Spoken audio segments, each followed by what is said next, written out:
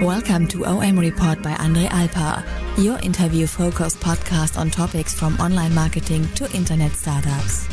Hi Matt, thanks for being here. Can you please introduce yourself really briefly? All right, I'm Matt Bailey, president of SiteLogic and also on the advisory board for SES. All right, so you have great thesis on the future of social media, and you think that's kind of the big thing that's coming right now and that's brand new and that's going to change everything that there is and how it is? Well, you know, the wonderful thing about it is that it's not a brand new thesis. Oh, okay. It relies more on understanding your company, understanding your message, and where your strengths are. I think a lot of companies, they don't look at their resources to find out where their strengths are. And so, are your strengths in content development? Where are they? And then taking that, doing research to find out what do your customers want, when do they want it, and developing a plan on this is how we're going to interact based on our resources and based on the effective media. Okay, but you had this great slide where you were basically showing us all these, let's say, old social media channels that died out, and then you were, could you probably catch up on that a little bit? Yeah, well, and that the basis behind that is the tools are going to change. You know, like I said, I started talking at the SES conferences back in 2002, and back then we were talking about MySpace and Friendster and Bebo and you know, all these things that no one even talks about anymore. And we look at, you know, there's the rise of Pinterest now, and that's really what frustrates me is the mentality that just because it's a new social media, you have to use it. And my message is, use the right channel that's most effective for communicating your message. All right, so if I'm doing something that's very optical, that's very like visually driven, then Pinterest would be the thing. And if I'm rather a storyteller, then something else would be the thing? Yeah, I mean, Pinterest is good, you know, like I said, collectors, hobbyists, travel, you know, those types of things where it's a real specific audience. But if you're a storyteller, I see where YouTube or even, you know, app development and attaching yourself to some other people that are promoting things, finding ways to give that story. But is it probably like that people talk about like all these brand new trends because they just need a new story to tell to their clients? Because like I think many people here and in general they're agencies, so they have to bring something new continuously. If you would have like one thing all the time for like the same amount of time that you've been speaking at SES for like 10 years, then probably you know you would die out of consulting gigs. Well, and you keep changing. So you're taking that away from people. It's kind of mean. Absolutely, because the first and foremost priority of any business is to make money.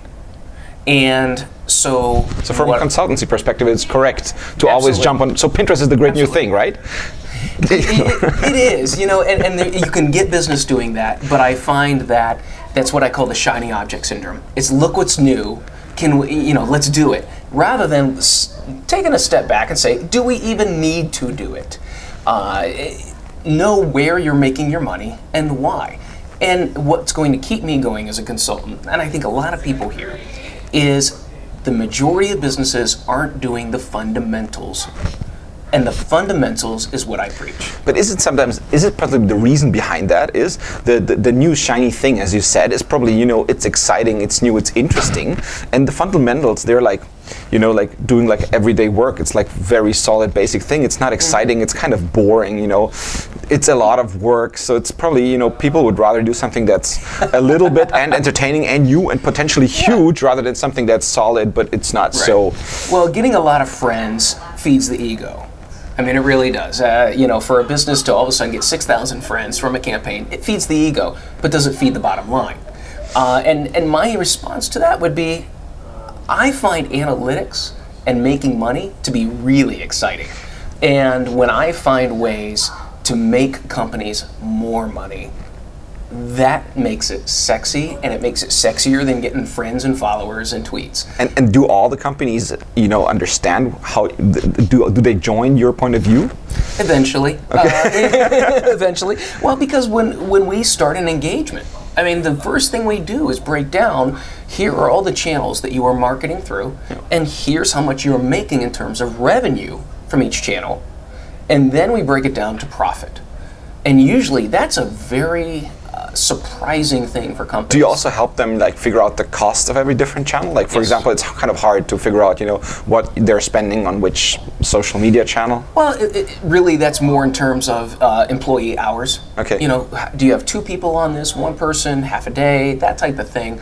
And that's where I said usually what's surprising is we find that their email program is their highest profit per dollar. But it's hard to compare email with like regular online marketing channels because email is the customers that have already gotten at some point of time. So I'm marketing to existing customers, but usually most of the money is spent getting new customers, right? So it's not like it's like a little bit apples and pears, right?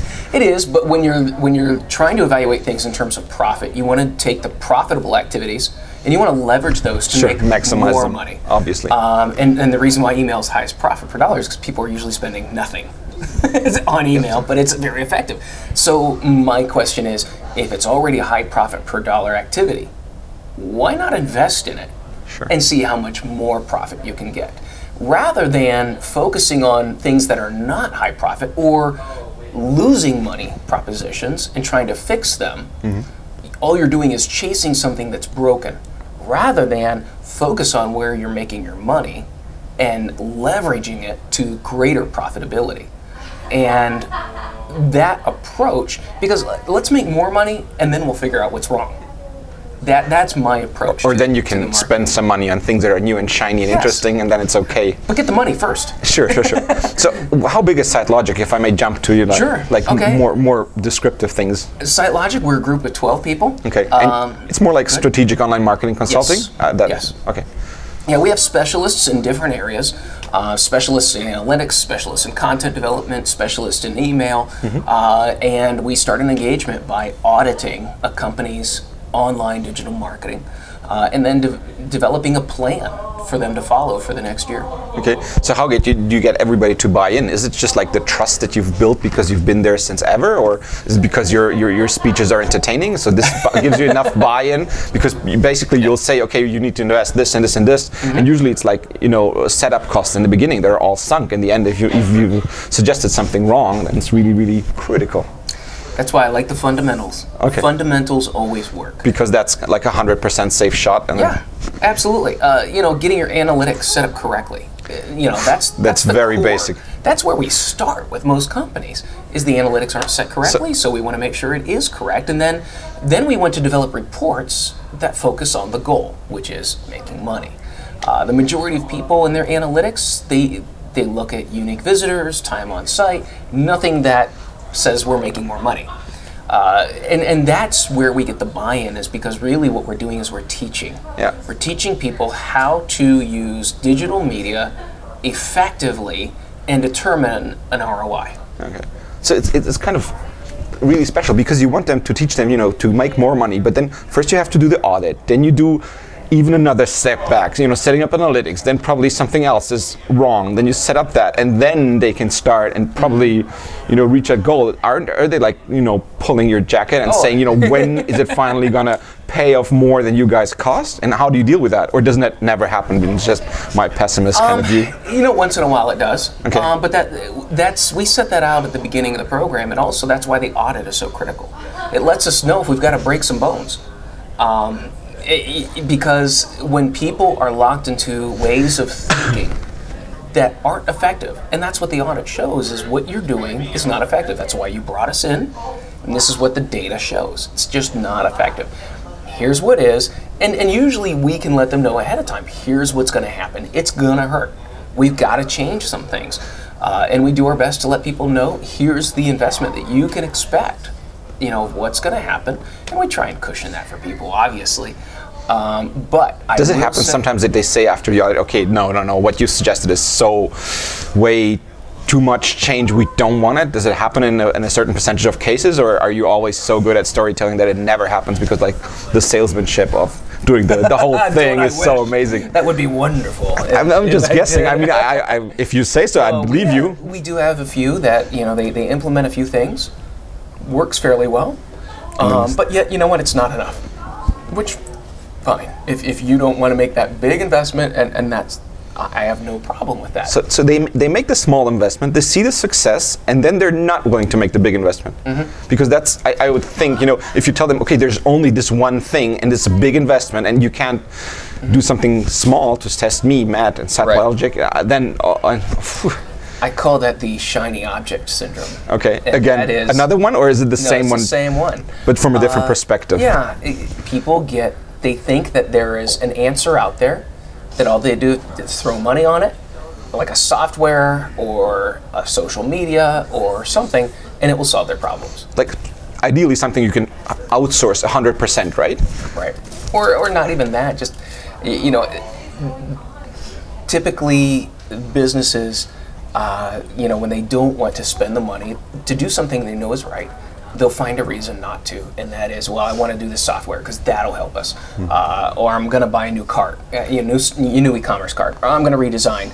It's always something, I'm going to do this, but it's all dancing around the fundamental problem.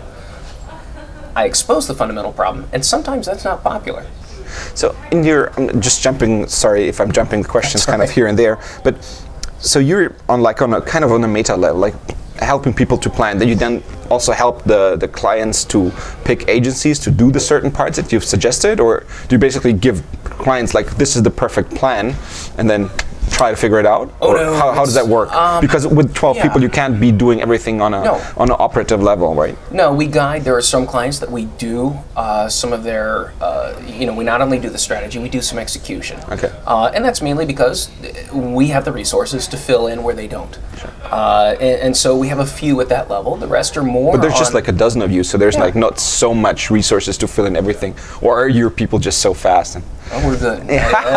Sure. No, they're wonderful. I would say where we do most effective work is in building those reporting strategies, using analytics correctly, developing those strategies, and then training those in-house people how to be more effective at their job. So do you think that most of the companies that you do the consulting gigs for, do they already know what the right KPIs for them are, but they don't know how to get them? Or do you mostly need to help them figure out what really the right KPIs are for them? It's kind of a combination of the two. I find some businesses are very aware of what they need to do. Others have no idea. They want...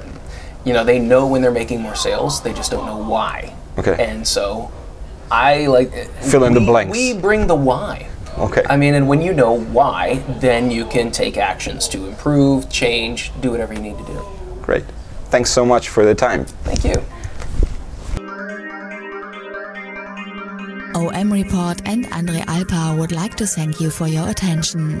You can get more episodes on www.OMReport.com.